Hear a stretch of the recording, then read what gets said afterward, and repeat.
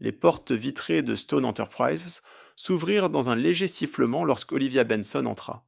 Elle serrait fermement son petit sac à main marron, le cœur battant d'excitation nerveuse. C'était son premier jour en tant que stagiaire, une grande chance, un nouveau départ. Elle portait un chemisier blanc uni rentré dans une jupe noire impeccable. Ses chaussures étaient usées au niveau des talons mais cirées. Ses cheveux étaient attachés en une simple queue de cheval. Elle, non. Beaucoup, mais ses yeux étaient remplis d'une détermination tranquille. Excusez-moi, dit-elle doucement à la réception. Je suis Olivia, la nouvelle stagiaire du département de conception. La réceptionniste lui jeta un rapide coup d'œil, cachant à peine son ennui. Prenez l'ascenseur jusqu'au 10e étage et demandez mademoiselle Sandra. Olivia acquiesça, murmura un merci, et se dépêcha de monter. Le 10e étage bourdonnait de voix, de claquements de talons, et le doux ronronnement des ordinateurs. Tout était élégant et moderne. Olivia se sentait toute petite au milieu de tout cela. Le bureau de mademoiselle Sandra était difficile à manquer. Une pièce d'angle au mur de verre avec une inscription dorée sur la porte. Olivia s'approcha et frappa doucement. Une voix aiguë dit « Entrez ». Sandra était grande, impressionnante et vêtue d'un blazer rouge. Son maquillage était impeccable. Elle ne souriait pas. « Alors, c'est vous la stagiaire » demanda Sandra en la regardant. De haut en bas, comme si elle vérifiait l'étiquette d'un article bon marché dans un magasin. « Oui, madame » répondit Olivia en se tenant droite. Sandra ricana. « Nous n'avons pas de temps à perdre avec des paresseux ici. Vous n'êtes pas ici pour apprendre, vous êtes ici pour travailler, compris ? Oui, madame. Commencez par faire 20 photocopies de ceci et dépose-les dans la salle de réunion. Elle jeta une épaisse pile de documents sur la table. Olivia les ramassa immédiatement avec précaution. Sandra leva les yeux au ciel. N'en mets pas partout. Alors qu'Olivia se dirigeait vers la salle de photocopie, elle croisa une petite silhouette qui balayait le sol près de la salle de pause. C'était une femme âgée, légèrement courbée par l'âge, vêtue d'un uniforme de nettoyage trop grand et d'un foulard blanc qui couvrait la plupart de ses cheveux gris. Elle se déplaçait lentement en fredonnant, doucement pour elle-même tout en ramassant des papiers froissés. Elle avait le regard aimable mais discret, elle ne parlait à personne et personne ne lui adressait la parole. Un groupe d'employés passa devant elle, et l'un d'eux marmonna assez fort pour qu'on l'entende. Pourquoi ils ne mettent pas ces vieux à la retraite? Elle est tellement lente. Les autres rirent. Olivia ne rit pas. Elle s'arrêta à côté de la vieille femme. Bonjour madame, puis-je vous aider? Là? Femme leva les yeux, surprise, et sourit gentiment. Non, ma chérie. Mais merci. C'est gentil. Olivia lui rendit son sourire et continua sa tâche. Dans le bureau de Sandre, là, le responsable du design observait la scène à travers la paroi vitrée, les bras croisés. Regarde ça, murmura-t-elle en essayant de jouer les gentils pour son premier jour. Voyons combien de temps ça va durer. Et c'est ainsi que la guerre silencieuse commença. Le lendemain, le soleil était à peine levé dans le ciel, mais le bureau de Stone Enterprises était déjà en pleine effervescence. Les gens se déplaçaient rapidement, tapant à l'ordinateur, imprimant et arpentant les couloirs dans des talons qui claquaient sur le sol. Au milieu de tout cela, la vieille femme de ménage, silencieuse et régulière, passait la serpillière dans le couloir près du département de conception. Olivia venait de revenir après avoir livré des dossiers lorsqu'elle remarqua quelque chose d'étrange. Mademoiselle Sandra, dans ses talons vertigineux habituels et sa jupe moulante, se tenait. Debout dans le couloir, un gobelet d'eau à la main. Elle plissa les yeux en direction de la femme de ménage, puis, sans crier gare, inclina le gobelet sur le côté. L'eau se répandit sur le sol fraîchement nettoyé, juste devant le balai à franges. « Oh là là !» dit Sandra d'un ton moqueur. « Quel gâchis! Vous devriez nettoyer ça, c'est pour ça que vous êtes payé, non ?» La vieille femme de ménage. Femme de ménage s'arrêta, regarda l'eau, puis acquiesça doucement. « Oui, madame. » Elle se baissa, lentement pour essuyer à nouveau, ses genoux craquant à chaque mouvement. Sandra ricana. « Vous êtes vieille, Vous êtes lente et, honnêtement, vous ne faites que gêner tout le monde. Vous devriez être chez vous, pas à ramper comme ça. Dans une entreprise pleine de jeunes, c'est agaçant à voir. La vieille femme de ménage ne dit rien. Elle continua simplement à passer la serpillière. Olivia, qui avait tout entendu, sentit sa poitrine se serrer. Elle s'avança rapidement. Excusez-moi, mademoiselle Sandra, dit-elle prudemment, mais je ne trouve pas ça juste. La femme de ménage vient de nettoyer ce sol.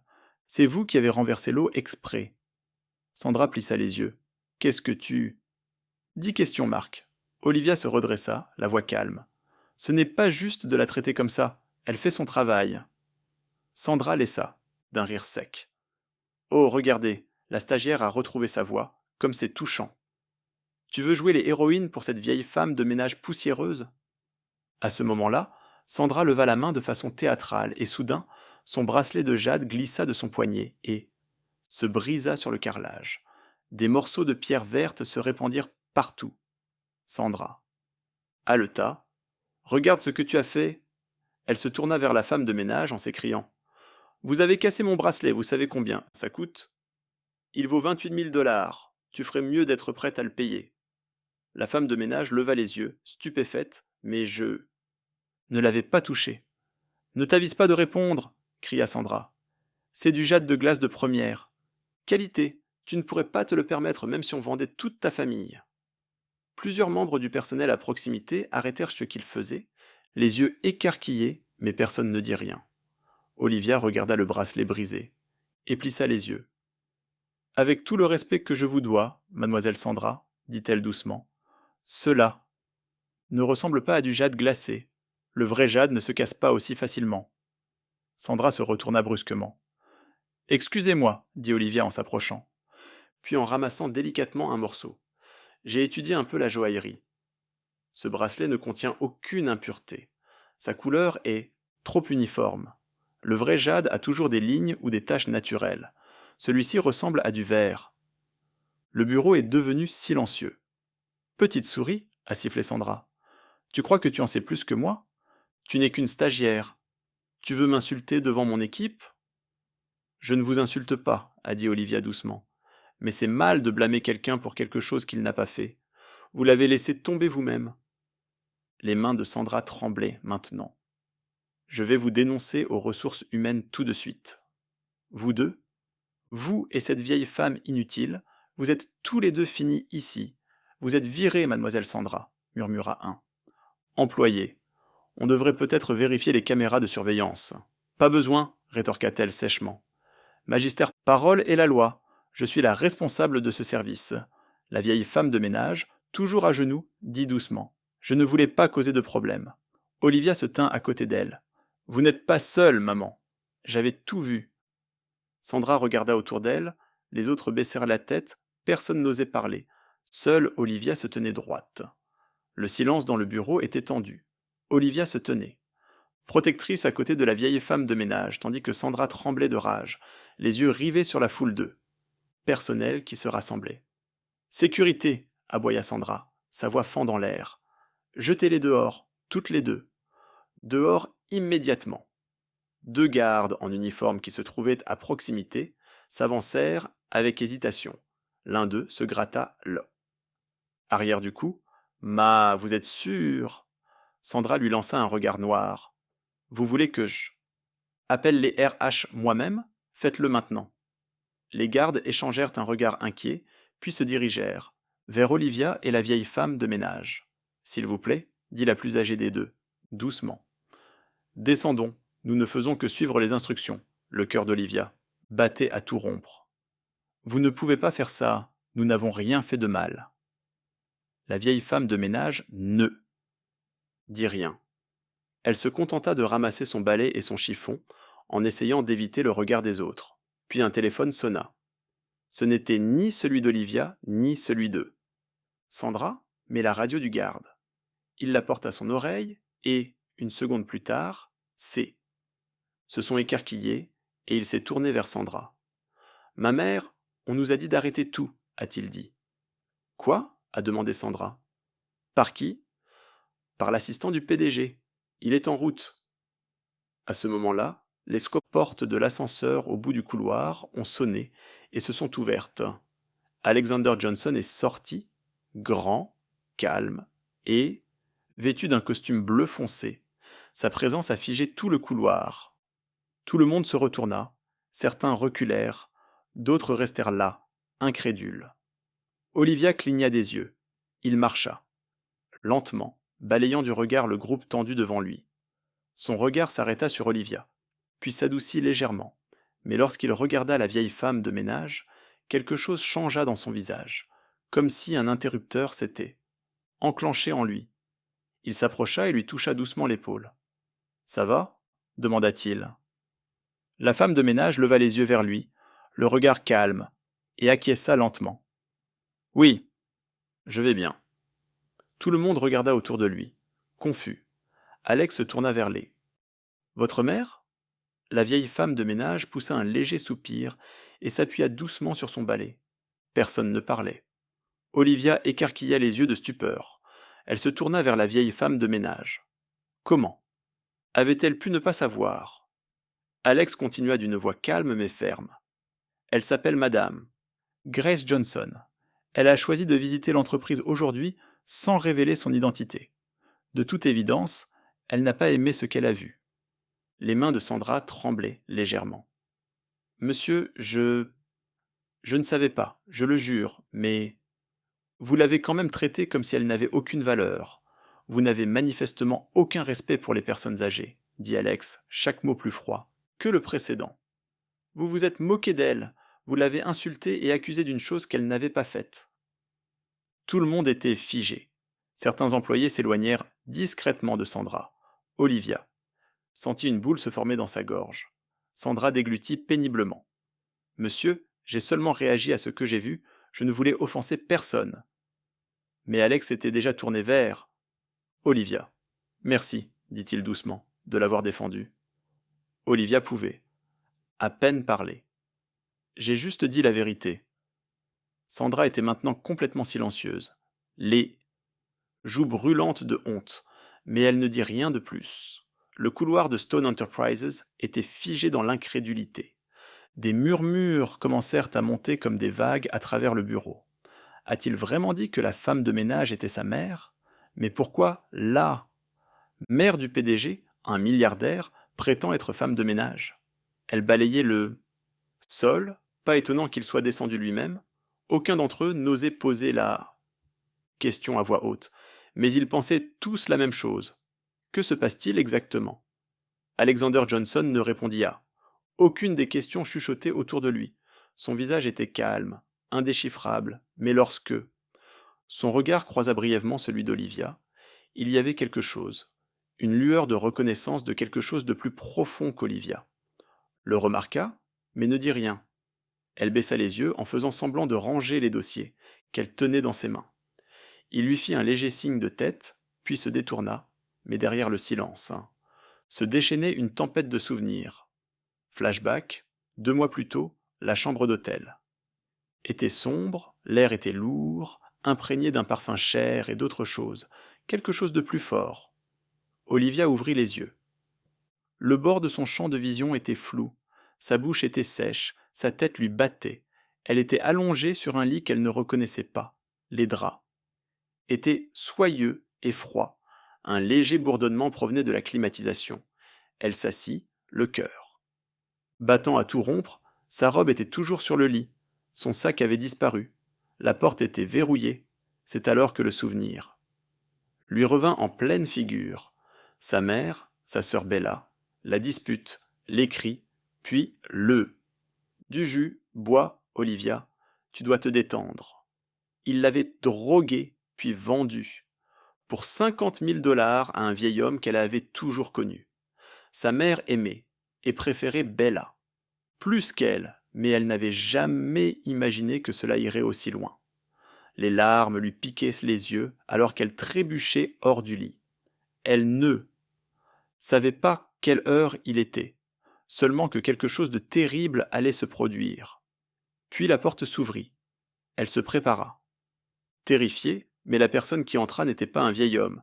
C'était un homme grand, bien habillé, beau, avec une carrure imposante, les cheveux soigneusement coupés et un air confus sur le visage.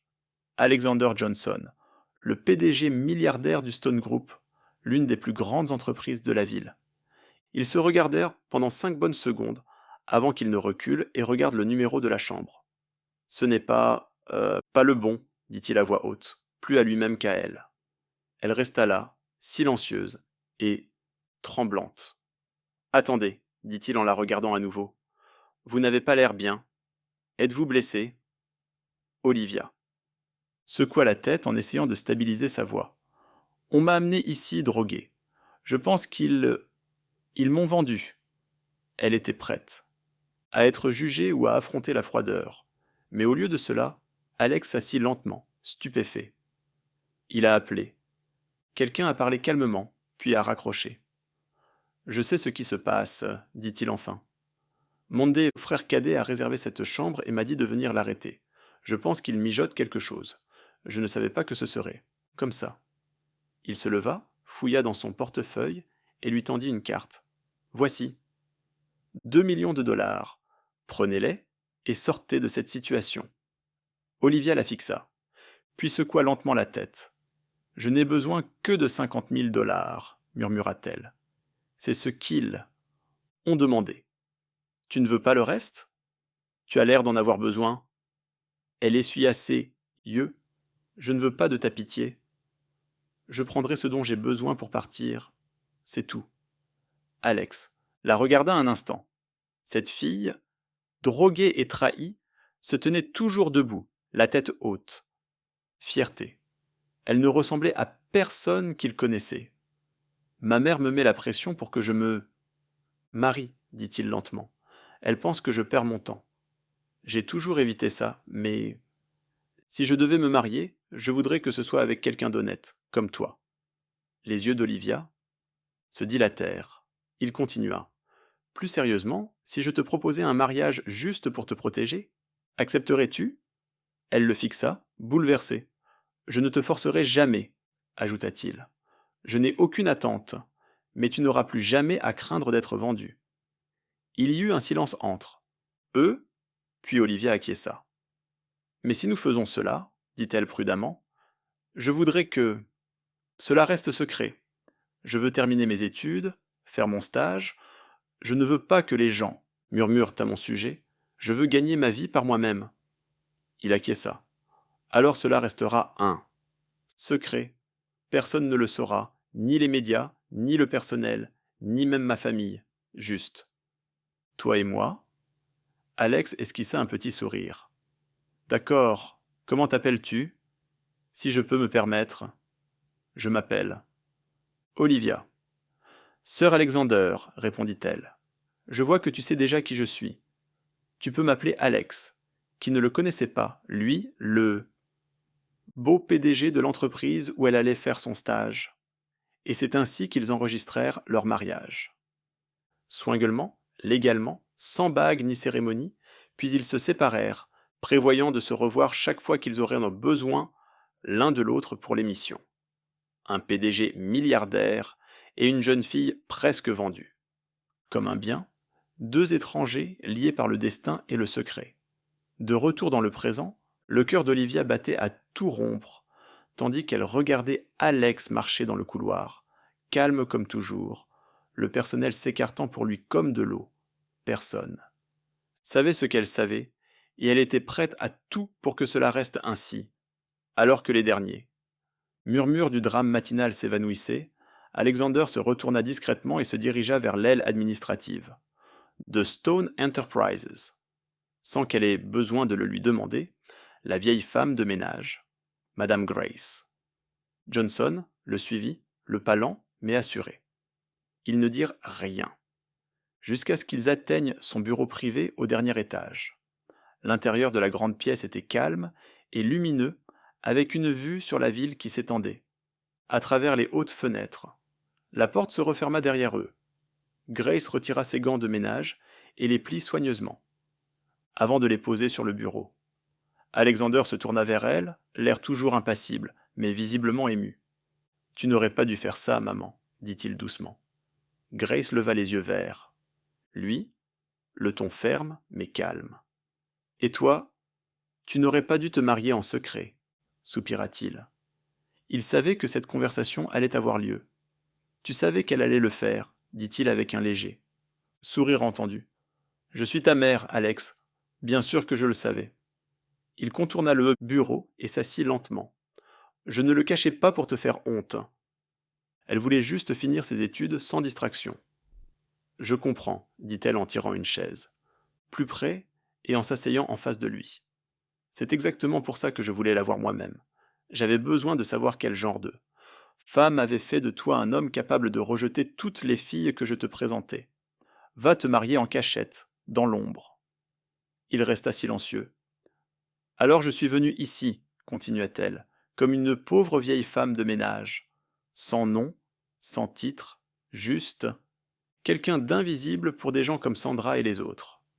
Elle s'interrompit, sa voix s'adoucissant, et je regardai Alex se pencher légèrement en avant, les yeux concentrés. Elle ne savait pas qui j'étais, dit Grace, mais elle me traitait avec respect. Elle me parlait gentiment quand Sandra versait de l'eau par terre et se moquait de moi. Elle a pris ma défense sans hésiter. Elle ne l'a pas fait pour faire bonne figure, elle l'a fait, parce que c'était la bonne chose à faire.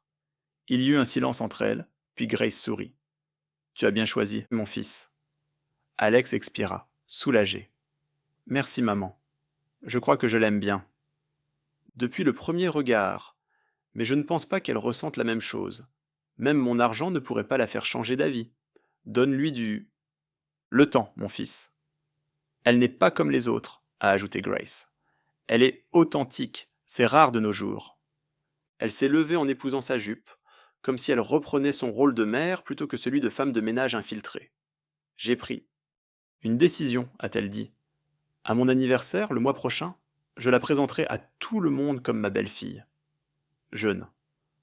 Aime pas la façon dont elle est maltraitée ici. Alex a levé les yeux rapidement. Maman, elle est encore inquiète des commérages et des jugements. Je comprends, acquiesça Grace.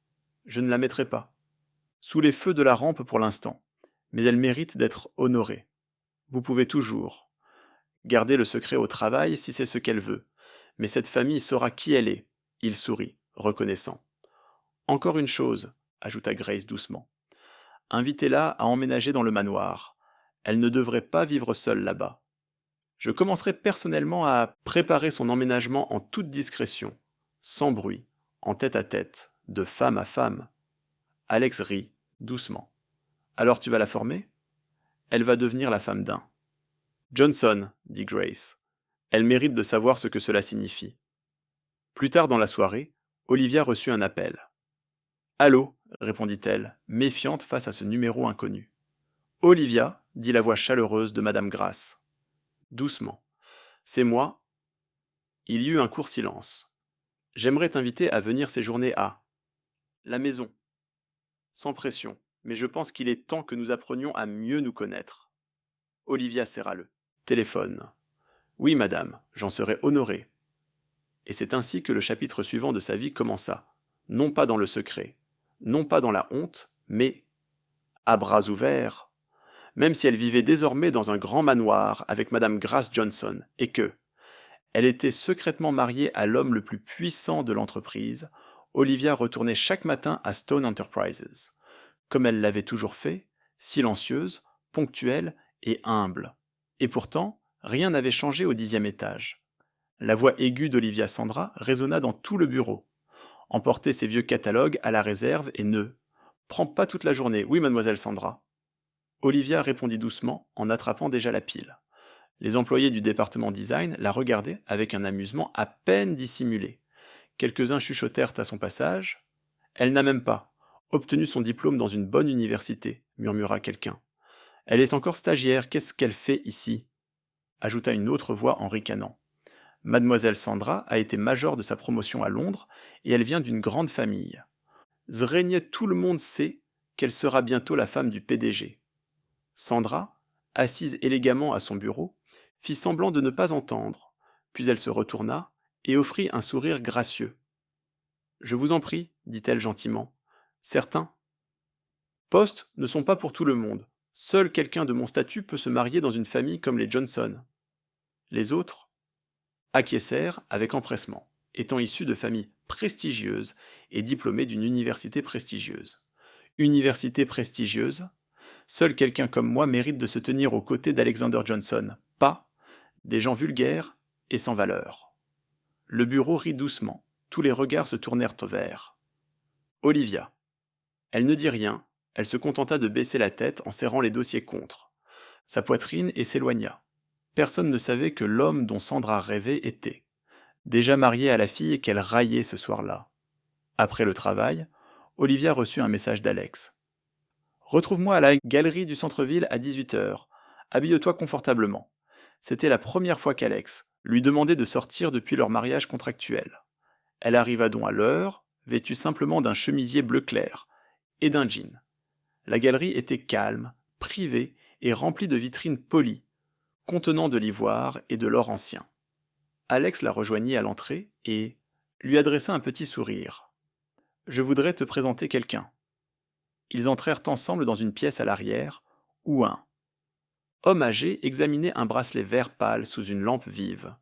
Sa posture était solide, ses mains fermes et son regard vif derrière des lunettes à monture dorée. « Monsieur Francis, » dit Alex respectueusement. « Voici Olivia. » Monsieur Francis leva les yeux.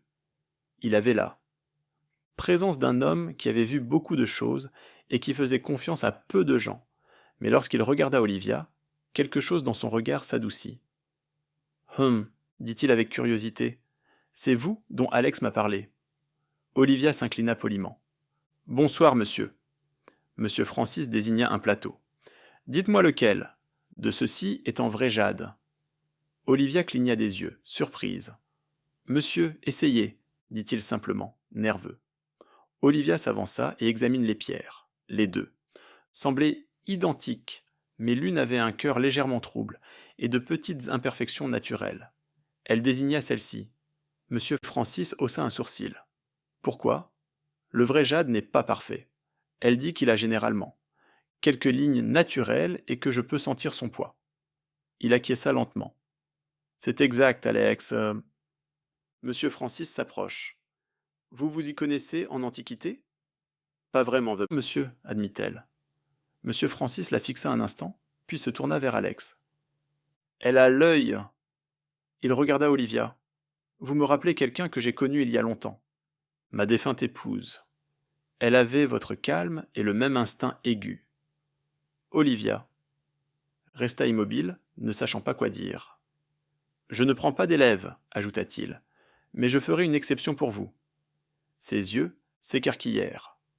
Oui, si vous êtes d'accord, je vous formerai non seulement à distinguer le vrai du faux, mais aussi à comprendre l'histoire derrière chaque pièce, son histoire, son âme.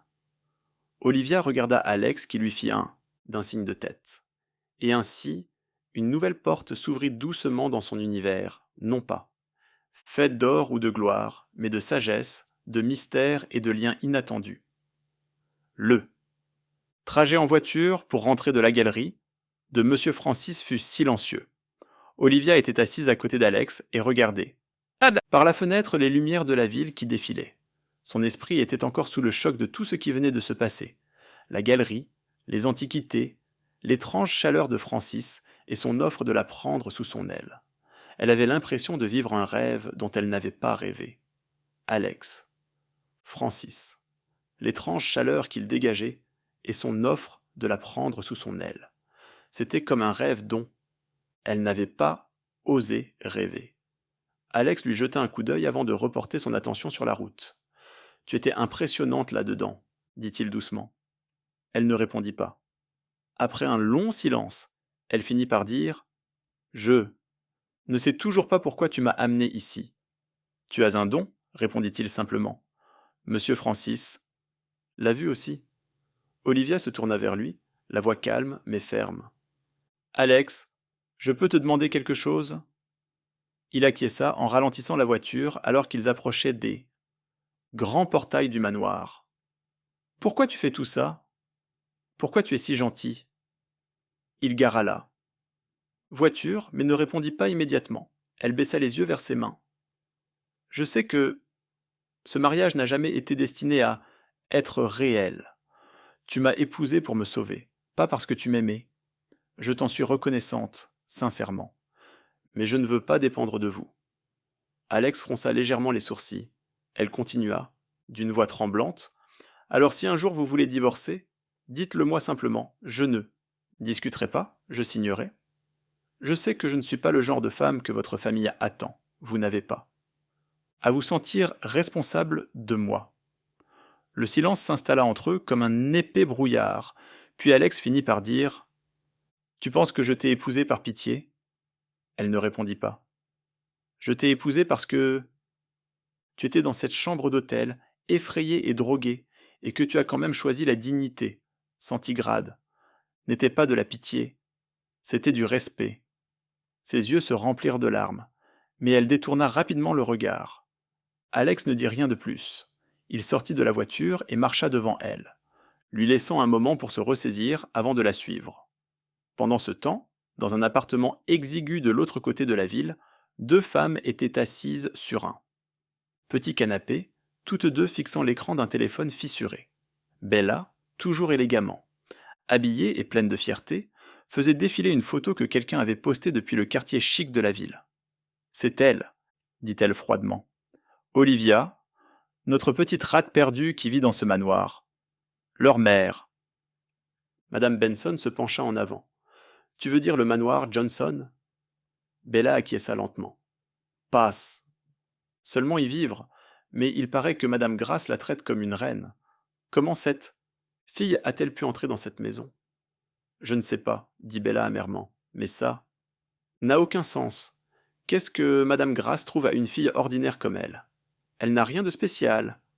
Je savais qu'on n'aurait jamais dû la laisser partir si facilement, grommela sa mère. Regarde-la maintenant, toute calme et innocente, et pourtant elle est dans les bonnes, grâce de l'une des familles les plus riches du pays. Le visage de Bella s'assombrit.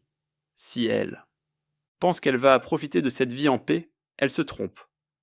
Elle ne connaissait toujours pas toute la vérité. Olivia n'était pas seulement. Favorisée par Madame Grace, elle était mariée à Alexander Johnson lui-même. Quelques jours. Plus tard, la grande salle de bal du Royal Orchid Hotel scintillait de mille feux. Des invités élégants venus de tout le pays se mêlaient sous les lustres tandis que la musique des violons flottait dans l'air. Ce soir-là, c'était l'anniversaire de Madame Grace Johnson, une fête pleine de classe, de richesse et de pouvoir.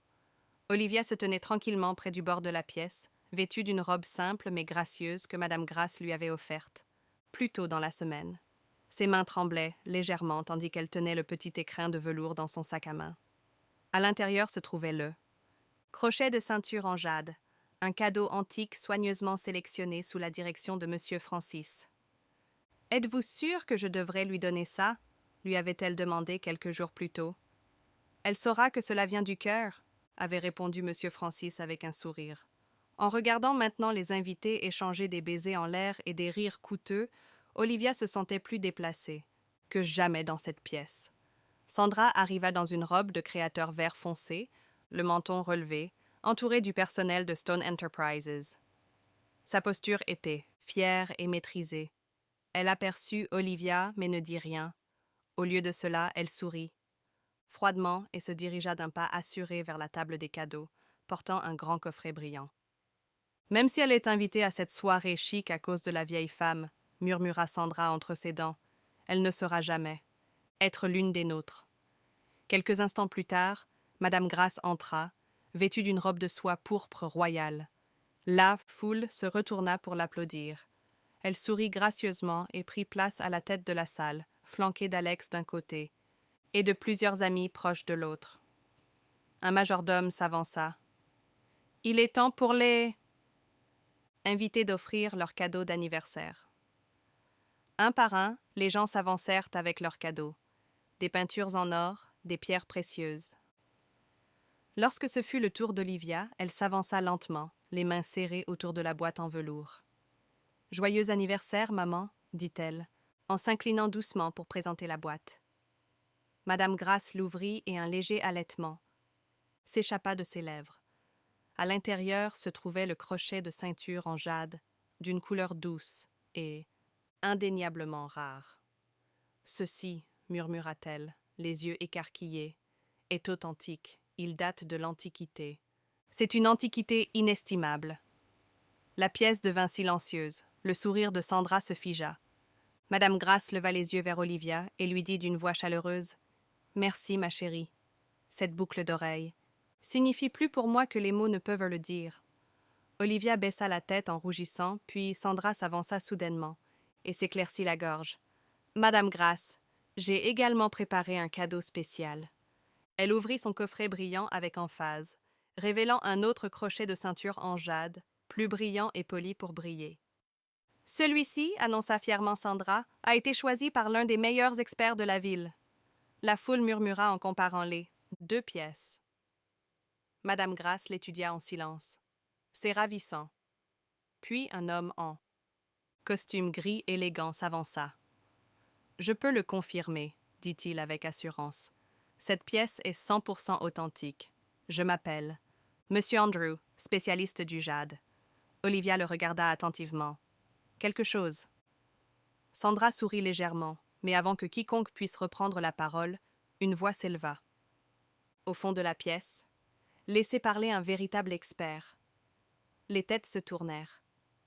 Monsieur Francis entra, vêtu d'un costume noir classique, le regard perçant.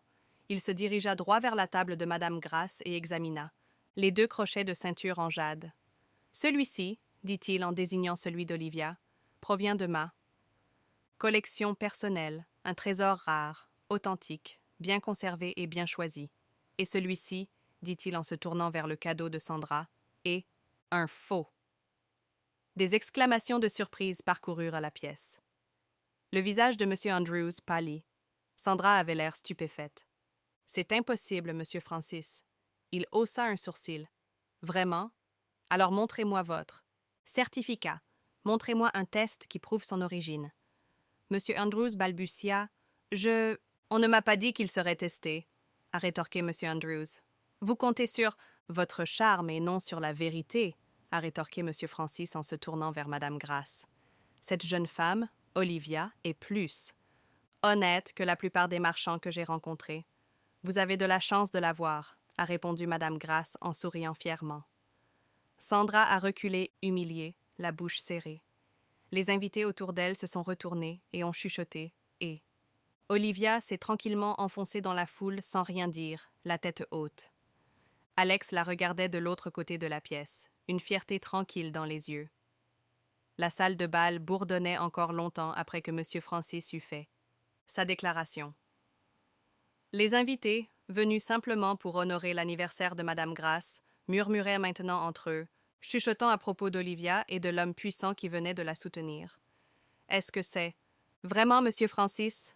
murmura un invité. « L'expert international en antiquité ?» demanda un autre, les yeux écarquillés. « Je l'ai vu dans un documentaire européen une fois. Quelqu'un a dit qu'il avait aidé à restaurer la couronne royale de Windsor. Quel est son lien avec cette fille ?» Tous les regards se posèrent sur Olivia, alors qu'elle retournait discrètement à sa place parmi la foule. Sandra se tenait raide à côté de la table des cadeaux, le sourire forcé et la mâchoire crispée. Son faux crochet de ceinture en jade était toujours posé là, symbole silencieux, de sa honte. Elle rit néanmoins légèrement en repoussant ses cheveux derrière son oreille, tandis qu'une collègue essayait de la réconforter. « Ne t'inquiète pas, » lui murmura-t-elle. « Elle a juste eu de la chance. » Sandra sourit gentiment. Cette vieille femme ennuyeuse a peut-être sa faveur pour l'instant, mais ce n'est pas Madame Grasse qu'Olivia doit convaincre.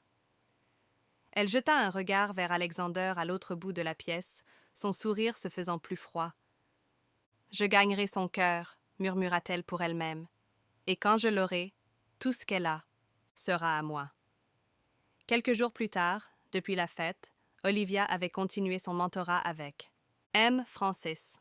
2 fois par semaine, elle se rendait dans sa galerie d'antiquités privée pour apprendre les noms, les textures et les secrets cachés derrière. Des objets que les autres remarquaient à peine. 1 fois par semaine, il se rendait officiellement au manoir Johnson. Pour parler à Madame Grasse, un oiseau demandant toujours après Olivia avec une affection tranquille. Ce matin-là, il s'assit avec Madame Grace dans la véranda pour prendre le thé. « Elle est spéciale, dit-il doucement. Cette fille, Olivia, elle a quelque chose. » Madame Grace sourit. « J'ai pensé la même chose la première fois que je l'ai rencontrée. » Monsieur Francis regarda part. La fenêtre, la voix basse. « Elle me rappelle quelqu'un que j'ai perdu il y a longtemps. » Madame Grace se tourna vers lui avec douceur. « Votre fille ?» Il acquiesça lentement. « Ça. Déjà 20 ans, elle n'était qu'un bébé. Nous étions à un festival très animé et en un instant, elle a disparu. Je suis tellement désolée. Je ne peux même pas imaginer votre douleur. Je me souviens que votre femme est décédée quelques années après ce malheureux incident, dit Madame Grace sincèrement. J'ai cherché. Partout, ajouta-t-il. Certaines nuits, je me demande encore si elle est là-bas. Avez-vous une piste? Demanda-t-elle. Monsieur Francis secoua la tête. Rien pour l'instant. À ce moment-là, on frappa à la porte. La femme de chambre entra. Madame, il y a une jeune femme ici. Qui demande Olivia. Elle dit qu'elle s'appelle Bella. Olivia, qui passait dans le couloir, s'arrêta dès qu'elle entendit le nom. Quelques instants plus tard, Bella fit irruption dans la pièce comme une tempête. Sa robe était à la mode, son maquillage impeccable, et ses yeux se posèrent sur Monsieur Francis avec une « Vous voilà !» dit-elle d'une voix forte et tremblante. Tout le monde se retourna. « Monsieur Francis !» dit-elle en se dirigeant droit vers lui. « Je pense que vous êtes mon vrai père. » Le silence tomba dans la pièce. « Quoi ?» Olivia, qui venait d'entrer dans la pièce, retint son souffle. Bella sortit une petite photo usée. « C'est moi quand j'étais petite. Je viens de découvrir la vérité. Les personnes qui m'ont élevée ne sont pas mes parents biologiques. J'ai été adoptée. Et, récemment, j'ai trouvé cette photo dans la boîte de ma mère avec votre nom écrit au dos. Je suis allée à votre studio pour vous trouver. Vous n'étiez pas là, alors j'ai décidé de venir ici. » Monsieur Francis a pris la photo. Lentement, ses mains tremblant soudainement. « J'ai cherché ma famille, Bella, » poursuivit-elle d'une voix plus douce. « Et maintenant, je vous ai trouvé. » Olivia s'avança, sous le choc. « Bella, qu'est-ce que tu racontes?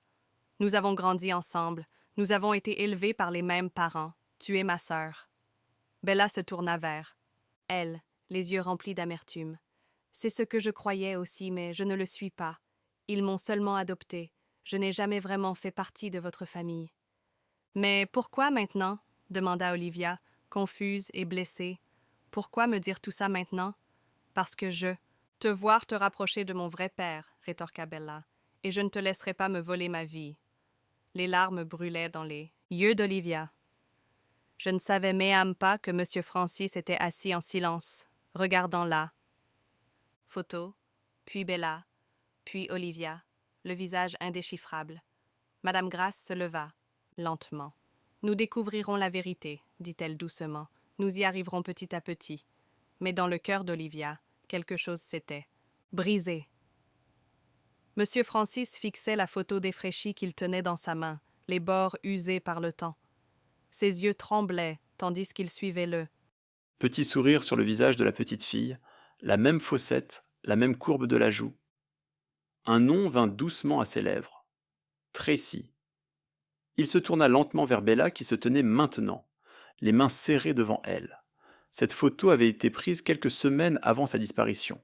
Il murmura « Où l'as-tu trouvée ?»« Dans un tiroir fermé à clé, » répondit Bella, la voix brisée. « Ils ont dû me la cacher. Je n'ai découvert que récemment que j'avais été adoptée. J'ai commencé à poser des questions, puis j'ai trouvé cette photo. » Les yeux de M. Francis se remplirent de larmes. « Ma fille, ma petite fille, tu es vivante. » Il attira Bella dans ses bras et la serra fort contre lui pendant un moment. La pièce était silencieuse. Olivia restait figée, observant cet homme qu'elle avait appris à admirer verser des larmes pour la sœur qu'elle croyait avoir perdue. Madame Grace la regardait, le visage impassible. Plus tard, dans la soir, Bella emménagea dans la propriété de M. Francis. Le personnel reçut pour consigne de la traiter avec le plus grand respect. Elle fut désormais appelée Mademoiselle Tracy. Dès lors, des plans furent mis en place pour qu'elle hérite de son héritage. Bijoux, documents, biens, tout. Mais quelque chose ne tournait pas rond chez Madame Grasse. Elle observait Bella de loin, la voyait s'adapter si rapidement, se comporter avec tant d'assurance. Quelque chose clochait. Un matin, autour d'une tasse de thé avec M. Francis, elle s'exprima avec précaution. Mon ami, dit-elle en posant sa tasse, ne le prenez pas. Mal, mais pour avoir l'esprit tranquille, vous devriez peut-être faire un test ADN. Juste, pour être sûr. M. Francis fronça les sourcils, visiblement mal à l'aise. Elle a la photo, elle est... Histoire correspond, je sais. Grace acquiesça doucement. Mais il ne s'agit pas de douter d'elle, il s'agit d'être sûr. Si c'est votre fille, rien ne pourra changer cela. Mais si ce n'est pas le cas, vous voudrez le savoir. Après un long silence, M. Francis acquiesça. Oui, vous avez raison. Mais Bella n'était pas prête à prendre ce risque. À son insu, Victor Alexander, le frère cadet et rival de longue date de M. Francis, l'avait déjà approché. Je sais que vous n'êtes pas sa fille, lui avait-il dit froidement. Mais je sais aussi que vous êtes intelligente et que...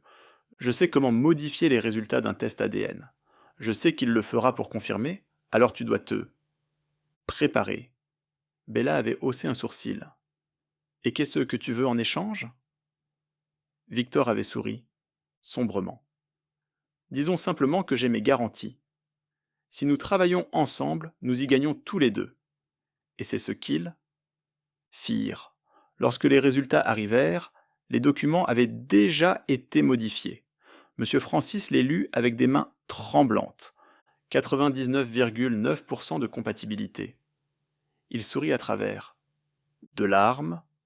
C'est vrai. Pendant ce temps, chez Stone Enterprises, Sandra n'avait pas cessé sa guerre silencieuse. Contre Olivia. Avec l'ascension de Bella, elle était devenue plus désespérée. Dans une salle de réunion. Bondée de personnel, elle s'éclaircit la gorge bruyamment. Olivia, dit-elle avec une douceur exagérée, pouvez-vous me chercher un café dans ce café de l'autre côté de la rue? Pas ici, le spécial, celui avec des grains importés. Oh, et vous devriez. Dépêchez, on ne voudrait pas que tu sois encore en retard. Le personnel rit doucement, mais, avant qu'Olivia puisse se lever, une voix trancha la pièce comme un couteau. Ce ne sera pas nécessaire. Tout le monde se retourna. Alexander Johnson était entré dans la pièce, élégant dans son costume anthracite, le regard dur. Les rires s'éteignirent instantanément. Olivia est ici en tant que stagiaire en Bird Design, dit-il, les yeux rivés sur Sandra. Pas comme votre fille de course. Si vous voulez du café. Servez-vous. Sandra ouvrit la bouche, stupéfaite. Monsieur, je plaisantais, je ne trouve pas ça. Drôle, dit-il. Ce comportement est improfessionnel et ne sera plus toléré. La pièce devint silencieuse. Alexander jeta un dernier regard autour de la table, avant de se retourner et de partir. Olivia resta figée sur sa chaise, le cœur. Battant après la réunion, ses collègues évitaient son regard. Leur moquerie précédente avait laissé place à un. Silence gêné. Personne n'osa dire un mot lorsqu'elle retourna à son bureau. Ses pensées tourbillonnaient. Il m'a défendu devant. Tout le monde. Elle ne s'y attendait pas. Elle ne l'avait pas demandé. Et pourtant quelque chose. En elle se réchauffa. Peut-être, juste peut-être, que ce mariage pourrait devenir quelque chose de réel. Mais, presque instantanément, elle repoussa cette pensée. Non, elle ne pouvait pas se permettre de rêver, car les rêves comme celui-là ne se réalisaient pas pour les filles comme elle. Bella, quant à elle, ne perdit pas de temps pour s'installer dans sa nouvelle vie, de fille perdue depuis longtemps de M. Francis, plongée dans le luxe et rayonnante. D'attention. Elle marchait dans les couloirs de son manoir comme une reine retournant à son trône, mais ses yeux étaient toujours sur Alexander. Elle commença à se montrer plus souvent au manoir des Johnson, sous prétexte de se rapprocher des amis de la famille. Elle apportait des cadeaux faits à la main par Madame Grace, posait des questions sans fin sur les Johnson et souriait. Un peu trop joyeusement chaque fois qu'Alex entrait dans la pièce. Il restait poli et respectueux, mais distant. Il la saluait d'un signe de tête, l'écoutait patiemment, mais son regard se portait toujours ailleurs, souvent, sans qu'il s'en rende compte, vers Olivia. Bella continuait d'essayer. Elle riait à toutes ses blagues. et s'attardait près de lui dans le jardin, s'assurant de mentionner à quel point elle était heureuse d'avoir enfin trouvé sa vraie famille, tout en jetant des regards à Alex comme s'il était son véritable trésor. Un après-midi, Olivia revint, plus tôt de son cours d'antiquité avec M. Francis, et entra dans le salon principal du manoir. Elle y vit Bella, et Alex assis sur le même canapé. Bella souriait trop chaleureusement, sa main effleurant légèrement le bras d'Alex tandis qu'elle lui racontait une histoire. Il ne se retira pas, mais il ne lui rendit pas son sourire non plus. Olivia resta figée sur le seuil. Elle n'avait pas l'intention de surprendre Zrenia, mais sa poitrine se serra soudainement. Elle se retourna silencieusement et sortit, sans dire un mot. À l'étage, dans l'intimité de sa chambre, Olivia s'assit sur le bord de son lit, retenant les larmes qui pressaient derrière ses yeux. Pourquoi est-ce que je me sens comme ça? Elle n'avait pas besoin de se poser la question. Elle savait déjà qu'elle était tombée amoureuse de lui. Elle est homme qui l'avait sauvée autrefois, l'homme qui l'avait défendue quand personne d'autre ne l'avait fait, l'homme qui veillait discrètement sur elle sans demander quoi que ce soit. Et pourtant, se rappela-t-elle amèrement, il n'a jamais été à moi. Notre mariage n'est même pas réel. Elle enfouit son visage dans son oreiller et pleura en silence, le cœur serré d'une manière qu'elle ne pouvait pas expliquer. Mais pendant qu'Olivia pleurait seule, Alex était plongé dans ses pensées. Il ne faisait pas confiance à Bella. Son arrivée soudaine, son empressement à revendiquer le titre d'héritière, quelque chose d'en.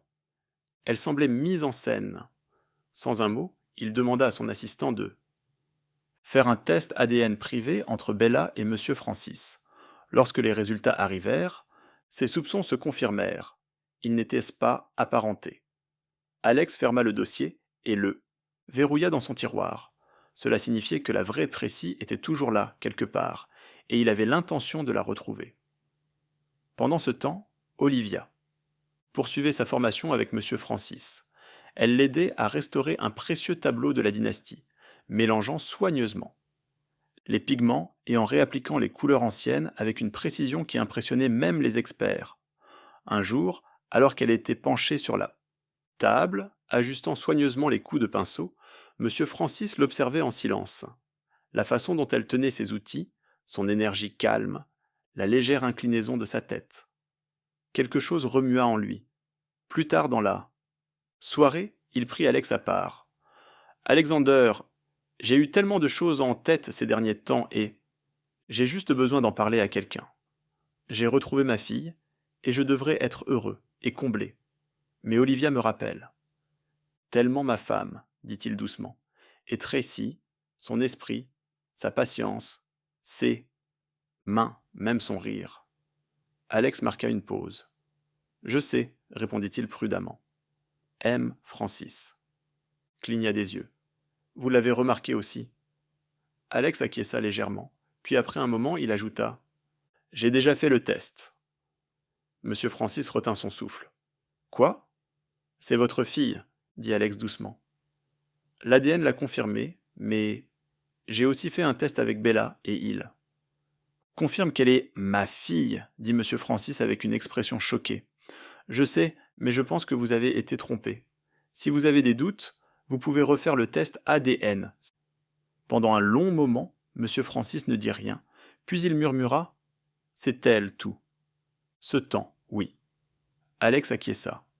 Mais ne dites rien pour l'instant, je pense qu'il y a quelque chose de plus profond. En jeu, l'apparition de Bella, les résultats falsifiés, quelqu'un se sert de vous, et si nous agissons trop vite, ils couvriront leurs traces. M. Francis acquiesça lentement, les yeux embués par l'émotion. Elle a été juste devant, face à moi tout ce temps, et elle ne le sait pas encore, ajouta Alex. Gardons ça comme ça pour l'instant. En bas, Olivia rit doucement en rangeant ses pinceaux et ses feuilles. Bella se tenait dans l'embrasure de la porte, observant son sourire effacé rapidement. Plus M. Francis complimentait Olivia, plus le temps qu'ils passaient ensemble rendait. Bella jalouse, et bientôt, elle serait prête à tout pour faire disparaître Olivia. Bella poussa la vieille, porte de l'appartement, et entra avec un air renfrogné. L'air sentait la poussière et les vieux souvenirs. Ses talons cliquetaient sur le carrelage alors qu'elle traversait la petite cuisine pour entrer dans le salon. Madame Benson, sa mère, était confortablement installée dans un fauteuil défraîchi, pelant des oranges avec une lente précision. Elle se rapproche trop, siffla Bella, en posant son sac sur la table. Madame Benson leva les yeux calmement. Qui? Olivia, cracha Bella. Elle est toujours avec monsieur Francis maintenant. Il commence à la regarder, à lui parler. Je crois qu'il se méfie. Madame Benson haussa un sourcil, puis se pencha en avant avec intérêt. Alexander, Bella leva les mains en l'air. Il n'est pas mieux que toi. Il ne me donne jamais. Plus que des sourires polis, mais j'ai vu la façon dont il la regarde. Protecteur et silencieux. Madame Benson se rassit en riant sombrement. Bien sûr qu'il la regarde, elle a son sang. Ton sang vient de moi et de ton père inutile. Les yeux de Bella se tournèrent vers sa mère. Le sourire de Madame Benson s'estompa légèrement. Nous avons fait ce qu'il fallait, Bella. Tu n'as jamais été.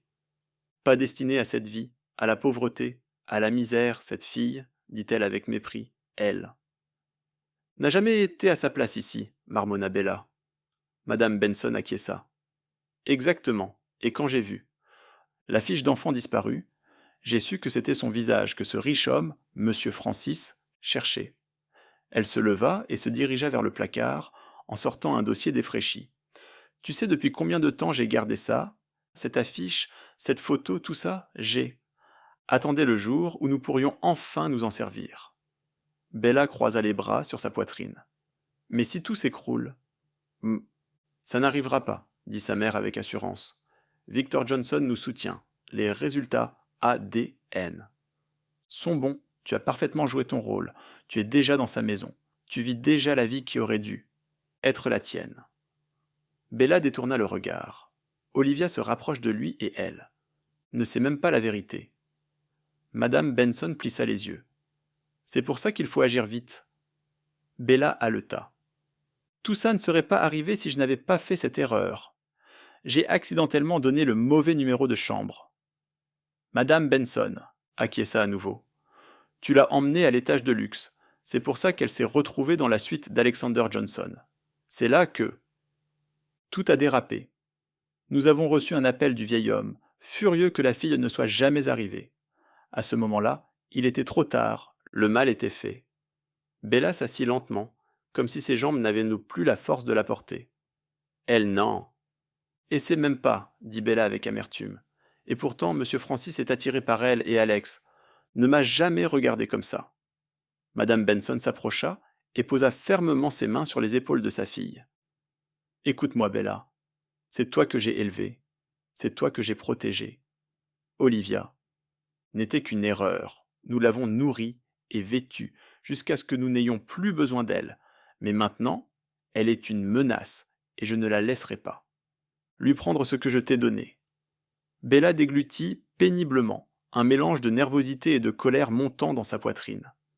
Tu es née pour plus, Bella, murmura sa mère. Alors prends-le, quel qu'en soit le prix. Bella se leva, lentement, serrant les mâchoires. Je ne la laisserai pas me prendre cette vie, dit-elle d'une voix glaciale, même si je dois la faire disparaître pour de bon. Elle ramassa son sac, la voix froide et ferme. Alex et M. Francis sont à moi. Je mérite une vie de luxe, pas cette Olivia de basse extraction. Alors qu'elle sortait de l'appartement, les mensonges derrière elle pesaient de plus en plus lourds, mais sa détermination à gagner était tout aussi forte. 3 jours plus tard, c'était le jour de la vente aux enchères caritatives. La vente aux enchères annuelle de Stone Enterprises était l'un des événements les plus importants de l'année pour l'entreprise. Elle se tenait dans une grande salle aux accents dorés et à la lumière tamisée. C'était un rassemblement de pouvoir, de statut social et de haute société. Tous les regards étaient rivés sur les antiquités inestimables, les robes de créateurs et, bien sûr, les invités. Bella arriva dans une robe argentée étincelante, le menton haut et le pas assuré. Depuis qu'elle avait prétendu être la fille de M. Francis, Elle rayonnait sous les projecteurs, louée, enviée et respectée. Mais ce soir-là, elle avait un objectif supplémentaire, humilier Olivia. Elle l'aperçut de l'autre côté de la pièce, silencieuse comme toujours, vêtue, dans une robe élégante mais modeste, debout près de la table d'exposition à côté de Monsieur Francis, qui lui montrait quelque chose, un collier de jade peut-être, mais la façon dont il la regardait donnait des nausées à Bella. Elle fit son entrée. Mesdames et messieurs, la voix de Bella résonna dans le micro alors qu'elle montait sur la petite scène, interrompant le commissaire-priseur un instant. Avant de poursuivre la merveilleuse soirée de ce soir, je aimerais prendre un moment pour rendre hommage à quelqu'un de très spécial. Tous les regards se tournèrent vers Olivia. Bella sourit gentiment. Veuillez vous approcher, Olivia. Olivia hésita, confuse. Monsieur Francis avait l'air perplexe lui aussi. Bella continua. La plupart d'entre vous savent que j'ai récemment retrouvé mon père, Monsieur Francis Coleman, après des années de séparation. Ce soir, je veux célébrer le parcours qui mène à retrouver sa vraie famille. La salle applaudit poliment. Olivia s'avança lentement, ne sachant pas ce que Bella prévoyait. Bella se tourna vers elle et éleva légèrement la voix. Tu as passé tellement de temps avec mon père ces derniers temps, tu as même copié mes centres d'intérêt, et tu m'as suivi dans le monde des antiquités. C'est flatteur. Des murmures parcoururent la foule. Le cœur d'Olivia se mit à battre à toute vitesse. Elle regarda Bella, stupéfaite. Je pense juste, ajouta Bella avec un sourire qui n'atteignait pas ses yeux, qu'il est important que nous connaissions tous notre place. Prétendre être quelqu'un que l'on n'est pas ne peut durer éternellement. Ça suffit, dit une voix calme et autoritaire venant de l'arrière. Toutes les têtes se tournèrent. Alexander. Johnson s'avança hors de la foule, vêtu d'un costume noir impeccable, tenant une enveloppe scellée dans sa main. Son visage était impossible à déchiffrer, mais ses yeux étaient froids. Il monta sur scène et se plaça entre les deux femmes. Il regarda Bella. Puisque tu es si désireuse de parler de vérité, partageons-la. Il brandit l'enveloppe. C'est un test ADN certifié qui compare le matériel génétique de M. Francis Coleman au vôtre et à celui d'Olivia. Un cri étouffé résonna. Le visage de Bella perdit toute couleur.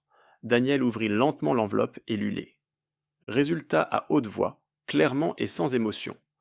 Olivia Johnson est génétiquement compatible à 99,9% avec celui de M. Francis Coleman. Une pause. Bella Benson n'est pas de la même famille.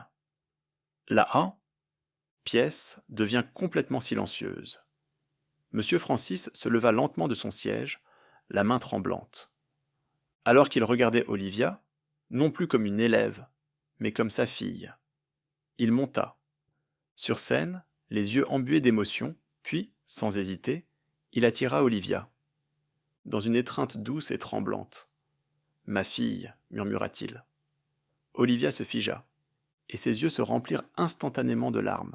« Je ne comprends pas. » Alex s'approche. « Tu es l'enfant sur cette photo, Olivia, celle qui a disparu il y a 20 ans. Bella a utilisé ta photo, ton visage, » ajouta doucement M. Francis. « Je me suis toujours demandé pourquoi je me sentais si proche de toi. » Bella recula un pas en secouant la tête. « Non, non, ce n'est pas possible, ce n'est pas juste. » Le public la fixait. Elle regarda autour d'elle, l'air désemparé. Autrefois admirée, elle était maintenant exposée. « C'était à moi, dit-elle d'une voix brisée. J'ai tout fait correctement. » Personne ne dit rien, personne ne vint à sa défense. Le silence était plus blessant que n'importe quelle insulte. Les larmes de rage et d'humiliation coulaient sur ses joues. Bella se retourna et s'enfuit. De la scène, ses talons résonnant sur le marbre poli, avant de disparaître par les grandes portes. De retour sur scène, monsieur. Francis tenait fermement la main d'Olivia, essuyant doucement les larmes sur sa joue. Tu n'étais pas destiné à être caché, murmura-t-il. Tu es né pour briller. La foule à l'intérieur de la salle des ventes était encore, sous le choc.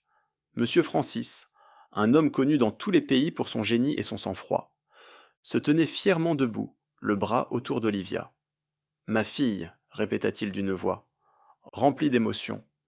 tu es enfin rentré à la maison. » Les invités se mirent à murmurer. Certains applaudissaient poliment, d'autres regardaient avec incrédulité. Olivia, la discrète et humble Olivia, était la fille perdue depuis longtemps de M. Francis Coleman. Sandra se tenait figée près du fond, son verre de vin tremblant légèrement, la mâchoire serrée. Elle avait d'abord perdu l'occasion de briller à l'anniversaire de Madame Grasse. Et maintenant ça, Olivia avait encore réussi à lui voler la vedette. Elle a juste de la chance, siffla Sandra entre ses dents. De la chance, et elle est manipulatrice. Mais son sourire forcé réapparut lorsque M. Francis continua de parler. Je veux que tout le monde sache, dit-il fermement, que j'ai retrouvé ma fille. Olivia n'est plus seulement mon élève, elle est ma fille, et j'ai l'intention de me racheter. Pour toutes les années perdues, la foule applaudit et l'activité reprit dans toute la pièce, chacun vaquant à ses occupations, mais le regard de M. Francis était toujours fixé sur sa précieuse fille. Il se tourna vers elle avec douceur. « Viens vivre chez moi, Olivia. Je ferai préparer ta chambre.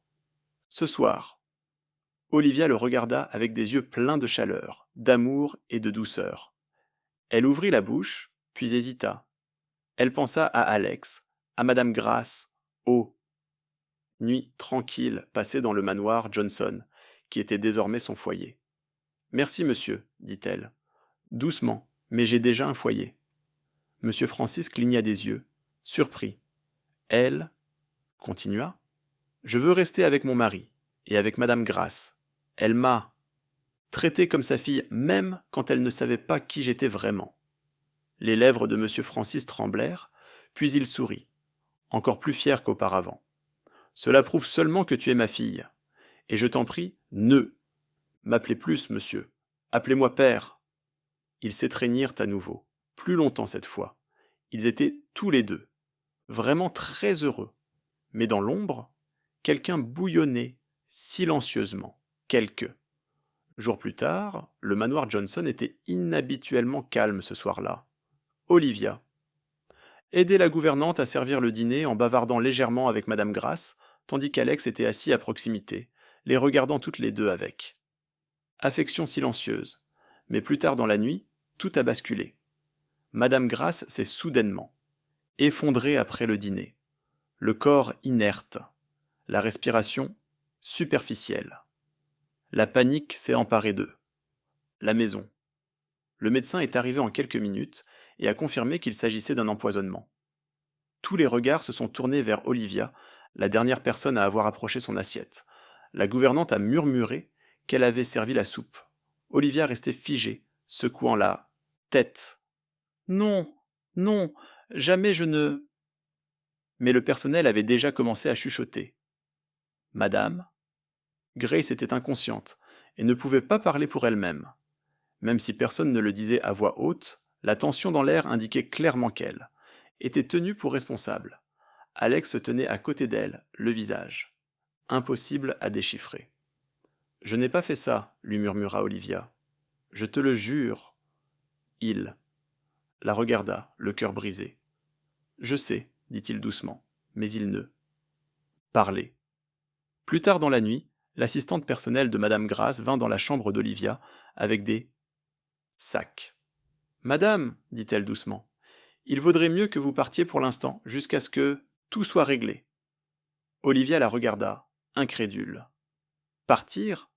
Mais je... » « C'est pour votre sécurité, » ajouta rapidement l'assistante, et sur ces mots, Olivia fut escortée hors du manoir. Elle retourna au manoir de son père qui l'accueillit à bras ouverts. Des larmes brûlaient. Derrière ses yeux, alors qu'elle s'assit seule sur le lit luxueux, se demandant à quelle vitesse tout avait basculé. Au manoir, Alex était assis seul dans son bureau, repassant la soirée dans sa tête. Ses poings serrés, le cœur battant, elle n'avait pas fait ça, il le savait. Il appela son assistant et lui demanda de mener une enquête approfondie. Commence discrètement par la cuisine, je veux que tous les membres du personnel soient contrôlés, en particulier la femme de ménage. Ailleurs, Victor se tenait dans une ruelle sombre et parlait à une femme en uniforme de femme de chambre, la même femme de ménage qui avait servi le repas ce soir-là. Tu as bien fait, dit-il en lui tendant une enveloppe, remplie d'argent liquide. Maintenant, disparais, retourne au village et fais profil bas. La femme prit l'argent en hochant nerveusement la tête. Ce que Victor ne savait pas, c'est que quelqu'un d'autre l'avait. Suivez. L'assistant d'Alex avait tout enregistré à distance. Chaque mot était clair, chaque mouvement capturé. La vérité allait éclater, et bientôt. Alexander était assis en silence dans son bureau, là. Lumière du matin entrant par la grande fenêtre, tandis que son assistant posait une petite clé USB sur son bureau. C'est ça, dit l'assistant. Enregistré hier soir, le son est clair et la vidéo est complète. Victor a payé la femme de ménage et lui a dit de disparaître. Le cœur d'Alex se serra. Il serra les mâchoires et prit lentement la clé USB. Il a essayé d'empoisonner ma mère, dit Alex entre ses dents serrées. Et il a piégé ma femme. Sa voix baissa. Je me demande pourquoi il n'apprend jamais. Sans perdre une seconde, Alex transféra l'enregistrement à l'avocat de la famille et convoqua le médecin personnel de Madame Grace, pour lui faire part de ses découvertes. Puis il passa un dernier appel. Préparez le hall principal. Je veux que tout le monde. Présent, surtout Victor. Cet après-midi-là, le grand hall de la demeure Johnson était rempli d'une tension silencieuse. Les membres du personnel se tenaient le long des murs et chuchotaient. Les avocats de la famille étaient assis, à côté du fauteuil de Madame Grace, qui se reposait, affaiblie mais en voie de guérison. Victor entra en retard, l'air suffisant. Vous avez convoqué une réunion de famille à cause de... Cette fille, encore ? Alex s'avança, tenant la télécommande. Il appuya sur Play sur l'écran derrière lui, et la vidéo commença à défiler. La voix de Victor emplit la pièce. Tu as bien fait. Maintenant, disparais. Retourne dans ton village. On entendit le bruit de billets froissés, et la voix tremblante de la femme de chambre, acceptant le pot de vin. Chaque mot était indéniable. La pièce devint silencieuse. Le sourire narquois de Victor s'estompa lentement. Les yeux de Madame Grace brûlaient de rage alors qu'elle se levait. Zréniait tremblante plus ferme. Vous avez empoisonné ma nourriture, dit-elle d'une voix rauque, accusant Olivia. Le visage de Victor se déforma. Cette fille, elle est toujours dans nos pattes. Tout tourne toujours autour d'Alex, l'entreprise, le respect. Même vous, vous ne m'avez jamais regardé comme vous le regardez. Et vous pensez que c'était le moyen de changer ça ? Elle tonna, sa voix plus forte maintenant. Vous avez failli me tuer. Vous avez piégé votre propre. Belle-sœur, elle n'est pas ma belle-sœur, a crié Victor. Pourquoi Alex a-t-il ? Tout et moi rien ? Il a le droit d'être heureux avec la fille de M. Coleman. Madame Grace s'est détournée de lui, la poitrine, soulevée par la colère. Vous ne voyez même pas votre erreur, pas une once de remords. Elle a regardé l'avocat préparer les papiers. À partir d'aujourd'hui, Victor n'a plus aucun droit sur l'héritage des Johnson. Les yeux de Victor s'écarquillèrent. Vous ne pouvez pas faire ça. Je viens de le faire, rétorqua-t-elle en se tournant vers le personnel et la famille stupéfaits. Madame Grace leva fièrement le menton. La moitié de mes parts dans l'entreprise iront à Olivia. L'autre moitié restera à Alex. La salle retint son souffle. Le visage de Victor devint rouge de rage. Vous le regretterez. Je regrette déjà d'avoir élevé un fils comme vous, murmura-t-elle. Les agents de sécurité s'avancèrent. Escortez-le dehors, il ne vit plus ici. Victor tenta de résister, mais les gardes étaient fermes. Il chercha de l'aide autour de lui, mais personne ne vint. Il fut traîné hors du manoir, et ses cris résonnèrent sur le sol en marbre. Plus tard dans la nuit, Alex s'assit à côté du lit de Madame Grace. Elle ne voulait pas partir, dit-il doucement, mais je devais la laisser partir. Je devais d'abord la disculper. Madame Grace lui prit la main. Ramène-la, à la maison. Tandis que la tempête faisait rage dans le manoir des Johnson, Olivia était assise en silence, près de la fenêtre de la demeure de son père, le regard perdu dans le ciel pâle de l'après-midi. Le monde extérieur continuait de tourner, mais en elle, tout semblait s'être arrêté. Ses doigts tenaient mollement un stylo au-dessus de son journal, mais cela faisait des heures qu'elle n'avait pas écrit un mot. Des heures, les pensées d'Alex tournaient sans cesse dans son esprit. Il n'est pas venu me chercher, il. ne s'est pas battu pour moi. Peut-être que je ne devrais même pas être surprise. Je sais qu'il ne m'a jamais aimé. Elle déglutit difficilement, alors que des larmes coulaient silencieusement sur sa joue. Je devrais le laisser partir, murmura-t-elle. Elle ouvrit le petit tiroir de sa table de chevet et en sortit le certificat de mariage, qu'elle avait gardé caché tout ce temps, et le regarda avec des doigts tremblants. Cela n'avait jamais été réel pour lui. Je n'étais qu'une responsabilité. Même si tout son cœur aspirait à retourner auprès de lui pour l'entendre lui dire qu'elle avait tort, Olivia savait bien que l'amour ne se suppliait pas. S'il l'avait aimé, il aurait dit quelque chose. Elle plia le certificat, le glissa dans une enveloppe et écrivit un seul mot sur le devant. Divorce.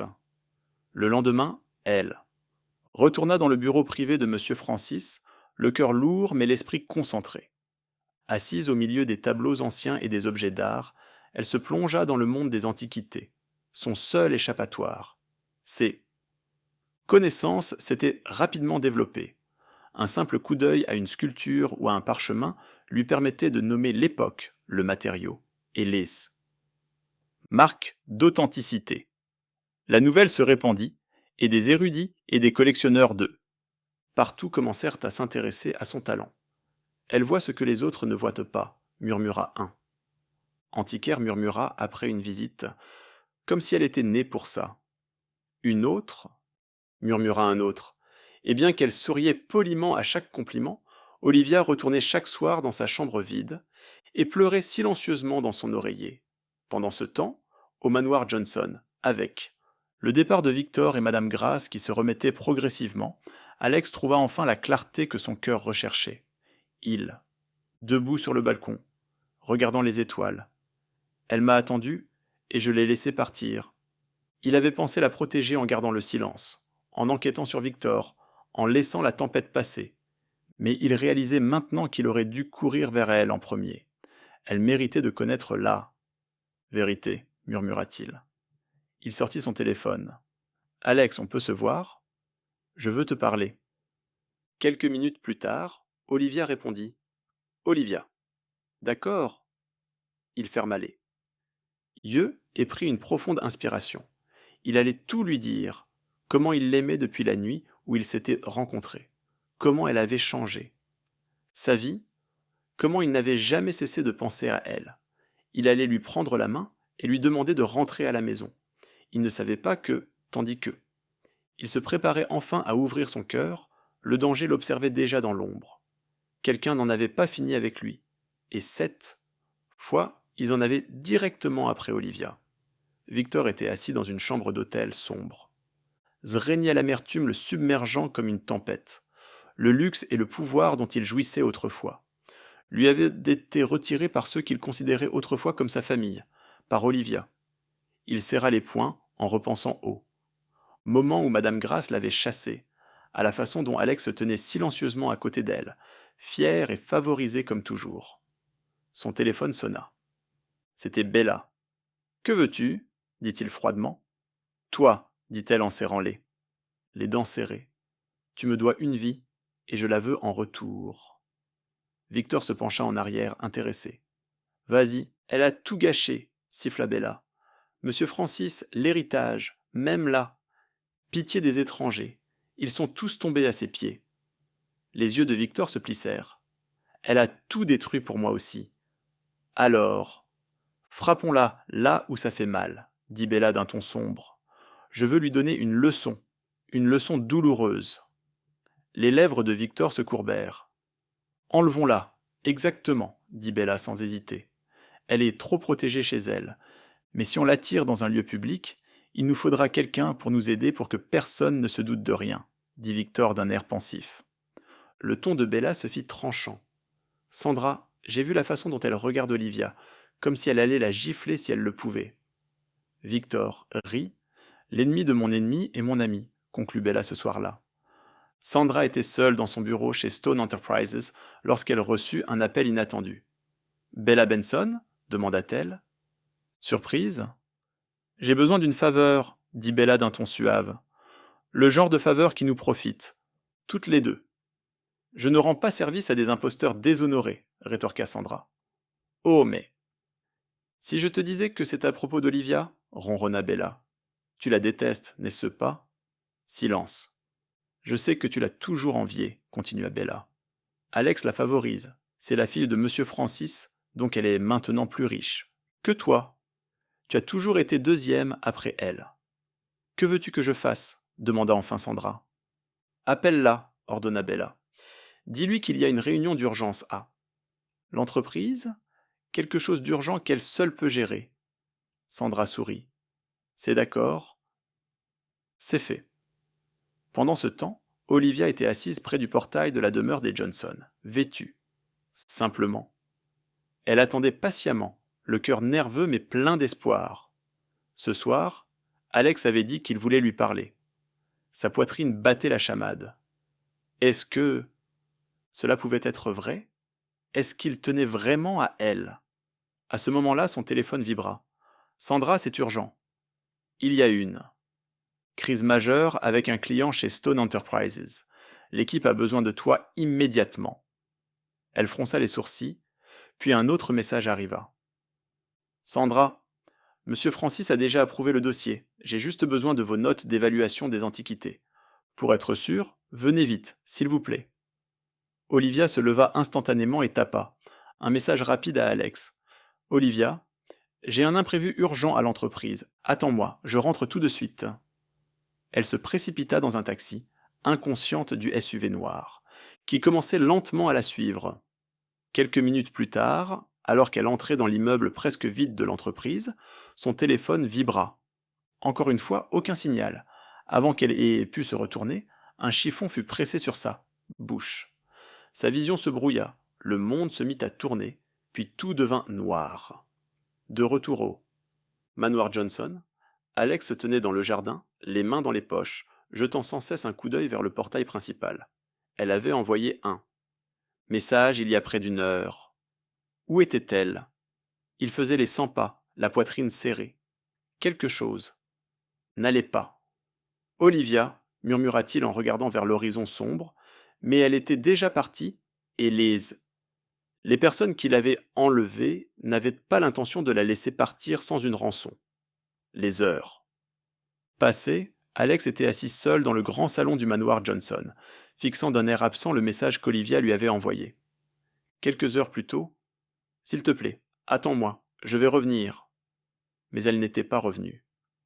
L'horloge faisait de plus en plus de bruit à chaque minute qui passait. Quelque chose n'allait pas. Sa poitrine se serrait d'angoisse.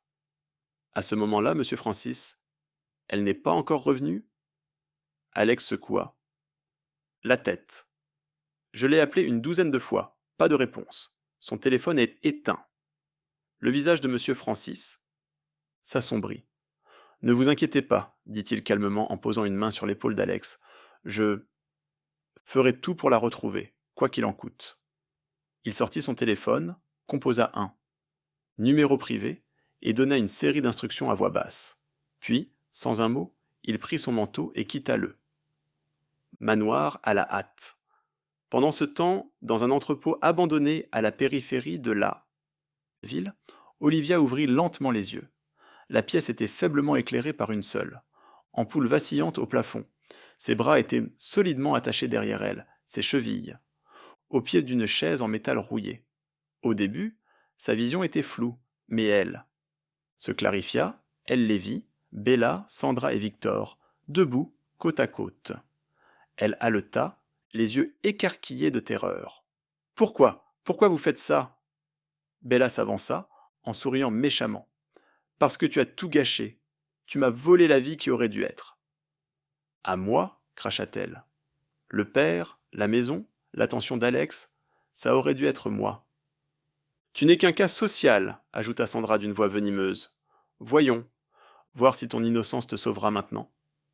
Victor rit froidement depuis l'ombre. Alex a toujours tout eu le.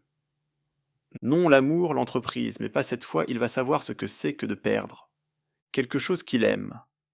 Des larmes coulaient sur les joues d'Olivia, alors qu'elle secouait la tête. Je vous en prie, ne faites pas ça. Je n'ai rien volé. Je n'ai rien demandé. Oh, nous le savons, murmura Bella en s'agenouillant à côté d'elle. Mais maintenant nous allons tout te prendre. Derrière elle, le bruit de pas lourds se rapprocha. Deux hommes masqués entrèrent dans la pièce, des hommes engagés pour quelque chose d'innommable. Non, sanglota Olivia. Je vous en prie, ne faites pas ça. Sandra sourit. Personne ne viendra te sauver. Au moment où l'un des hommes s'avançait, la porte de l'entrepôt s'ouvrit brusquement et des hommes armés firent irruption. Lâchez vos armes. Victor, Bella et Sandra se figèrent. Alex entra le dernier, le visage dur comme de la pierre, les yeux exorbités de rage. Touchez-la encore, grogna-t-il, et je vous tue moi-même. Les gardes armés les encerclèrent, éloignèrent les hommes masqués et forcèrent Bella, Sandra et Victor à s'agenouiller. Alex se précipita vers Olivia, lui retira les cordes de ses poignets et la serra dans ses bras. Elle tremblait, des larmes brisées, imprégnait sa chemise. Je suis là, murmura-t-il en la serrant fort. Je t'ai. Tu es en sécurité maintenant. Olivia s'accrocha à lui, ses sanglots étouffés contre sa poitrine. Bella, Sandra et Victor furent emmenés par les autorités, accusés de fraude, de complot et de tentative d'agression. Leurs cris et leurs excuses s'évanouirent lorsque les fourgons de police quittèrent l'entrepôt. De retour au manoir Johnson, les portes d'entrée s'ouvrirent brusquement. Madame Grace et Monsieur Francis se précipitèrent dès qu'ils virent Alex porter Olivia dans ses bras. Olivia, haleta Madame, Grace en s'avançant précipitamment. Elle va bien, dit Alex doucement en l'aidant à s'asseoir sur le canapé. Elle est en sécurité maintenant. M. Francis posa une main sur son cœur, submergé par le soulagement. Madame Grace serra Olivia dans ses bras, les larmes coulant sur ses joues. Mon enfant, ma douce enfant, tu n'as rien à dire. Repose-toi maintenant, ajouta M. Francis. Tu es à la maison, Olivia. Tu es en sécurité. Va dormir et oublie. Cette horrible nuit, nous sommes là pour toi maintenant. Olivia acquiesça faiblement, son corps, tremblant encore, mais à ce moment-là, entourée des personnes qui l'aimaient vraiment. Zrenia, elle savait qu'elle était enfin aimée, profondément et inconditionnellement. Il était. Tard dans la soirée le lendemain, la lune brillait haut dans le ciel au-dessus du manoir Johnson, donnant au jardin une lueur argentée naturelle. Doctor. Petite lanterne bordait l'allée, scintillant comme des étoiles descendues sur terre. Au centre du jardin, une petite table ronde était dressée sous un arbre, entourée de guirlandes lumineuses. La lumière des bougies dansait sur la porcelaine fine, et une musique douce s'échappait de haut-parleurs cachés. Tout était parfait. À l'étage, le téléphone d'Olivia vibrait. Alex, viens dans le jardin, viens seul. Son cœur bondit.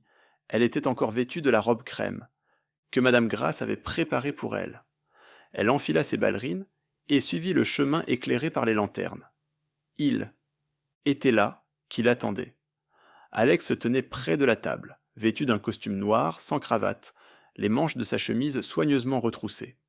Ses yeux s'illuminèrent lorsqu'il la vit. « Tu es rayonnante, dit-il doucement alors qu'elle s'approchait. Elle sourit gentiment. Tu as fait tout ça. Il tira sa chaise. Assieds-toi avec moi. Ils mangèrent en silence, échangeant. Des regards entre deux bouchées, la tension se dissipant lentement pour laisser place à quelque chose de chaleureux et de rassurant. Après le dessert, Alex se leva, contourna la table et s'agenouilla doucement devant elle. Non, pas avec une bague, mais avec sincérité. « Olivia, dit-il d'une voix ferme, je t'aime depuis le premier instant où j'ai posé les yeux sur toi. » Elle retint son souffle. « Je ne te l'ai pas dit plus tôt parce que je pensais que tu ne ressentais pas la même chose, continua-t-il. Alors je t'ai laissé de l'espace, mais chaque jour j'espérais. Et après tous ceux que nous avons traversés, je ne peux plus le cacher. » Les larmes lui montèrent aux yeux, elle se leva lentement et enroula ses bras autour de lui. « Je t'aime aussi, Alex. Je t'ai toujours aimé. Je pensais juste que quelqu'un comme toi ne pourrait jamais aimer quelqu'un comme moi. » Il la serra plus fort contre lui. « Je ne veux personne d'autre que toi. » Et sous la douce lumière du jardin, il l'embrassa lentement et sûrement. plein de promesses et de paix. Le lendemain matin, Alex entra dans le hall principal de Stone. Enterprise, Olivia à ses côtés. Le personnel se retourna avec surprise. Il y avait un bourdonnement discret. Tout le monde avait entendu parler de l'implication de Sandra dans l'enlèvement d'Olivia. La voix d'Alex résonna, clairement. « Je voulais que tout le monde soit au courant, dit-il fermement. Mademoiselle Sandre est définitivement de cette entreprise. Elle a été arrêtée et sera jugée par la justice. » Des exclamations ont résonné dans tout le bureau. Personne n'a posé de questions. Alex s'est alors tourné vers le personnel une fois de plus. Il a regardé. Olivia qui tenait sa main doucement. « J'aimerais également vous présenter officiellement quelqu'un, a-t-il annoncé. Voici. Madame Olivia Johnson, a-t-il dit avec fierté. Ma femme est la fille de monsieur Francis Coleman. La pièce fut plongée dans un silence stupéfait, puis des applaudissements éclatèrent. Bien que choqués, les employés ne pouvaient le nier. Olivia était gentille, brillante et humble. Il comprenait désormais pourquoi elle avait toujours été différente. Elle souriait, les joues rougies, mais les yeux brillants. Plus tard dans la semaine, Madame Grace se tenait devant les portes du manoir, tandis qu'Alex et Olivia chargeaient leurs bagages dans la voiture. « Vous allez enfin pouvoir partir en lune de miel, dit-elle avec un sourire chaleureux.